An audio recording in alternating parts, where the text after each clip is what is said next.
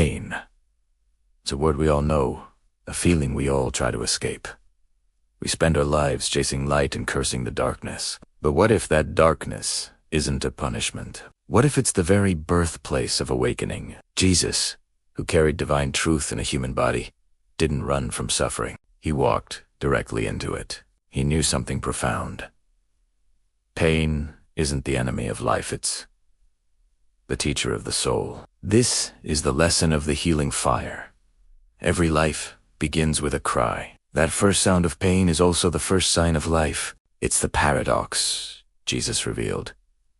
The road to resurrection always begins in discomfort. The Bible never promised a world without trouble. What it promised was meaning. Jesus said, "In this world you will have trouble. But take heart, I have overcome the world." Suffering isn't meant to punish you. It's meant to purify you. Think of gold refined in fire. Your soul shines brightest after every trial. Our culture worships comfort, but comfort has never created transformation. The deepest peace is often found in the places you least want to visit. When Jesus fasted in the desert, his body was starving, but his spirit was overflowing. He faced temptation, the invitation to take the easy path, but he refused. True strength doesn't come from escaping pain. It comes from transforming it into purpose. Pain offers a choice. You can curse it, or you can listen to it. When you listen, pain becomes a prophecy, telling you what must die so that something new can be born. Your heartbreak, your loss, your failurage is a small crucifixion, a shadow of the same divine mystery. You lose what is false so that truth can rise. This brings us to acceptance. Acceptance isn't weakness. It's alignment. It's the moment your heart finally says, "I will no longer resist what is." Jesus' prayer in Gethsemane, "Not my will, but yours be done," changed everything. In that one sentence, pain became sacred. When you stop fighting reality, you start to understand its purpose. Many confuse acceptance with giving up, but it's actually about seeing clearly. It's about surrendering control to find freedom. When Jesus accepted his path, he didn't lose power, he became unstoppable. We try to escape our pain with distractions, noise, work, pleasure. But all the while, the wound waits quietly. You can silence pain for a season, but you can't silence it forever. It doesn't just disappear, it transforms into anxiety, anger, or addiction. The wisdom of Jesus was radical. He never escaped his pain. He transcended it. He looked directly at betrayal, loneliness, and humiliation, and found peace right there, inside of it. Pain that is ignored becomes poison, but pain that is embraced becomes medicine. Healing begins with confrontation, not with others, but with yourself.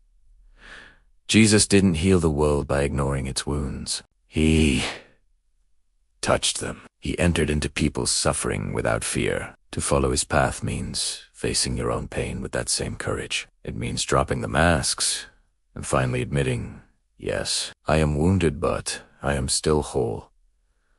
The resurrection didn't happen despite death. It happened through it. Every death in your life, a broken dream, a lost love, a failure carries within it the seed of a resurrection waiting to happen. Jesus wept. It's the shortest verse in the Bible, and also the most human. In those tears, we learn that the divine is not untouched by pain. It feels. It suffers. It understands. When you cry, you aren't weak. You're participating in one of creation's most honest prayers. Every tear you shed for love, loss, or injustice waters the seeds of compassion within you. And that compassion, that softness is the true mark of strength. In Japan, there is an art called kintsugi, where broken pottery is mended with gold. The cracks aren't hidden, they are celebrated. The piece is considered more beautiful and stronger for having been broken.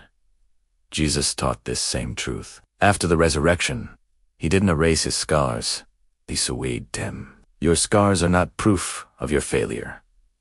They are proof of your transformation. Pain is the fire that cracks open the shell so your spirit can finally breathe. The cross was not a moment of defeat. It was the moment love overcame fear. It was the final lesson. The highest form of strength is the courage to feel everything completely. Pain in this life is inevitable. Suffering, however, is optional, and transformation is eternal. You were never meant to run from your pain. You were meant to walk through it with faith, with awareness, with love. The fire that hurts you now is the same fire that will purify you tomorrow, and when it does, you will realize that nothing was wasted. Every scar was sacred. Every wound was wisdom. Because the eternal truth Jesus showed the world is this: pain doesn't break you, it reveals you.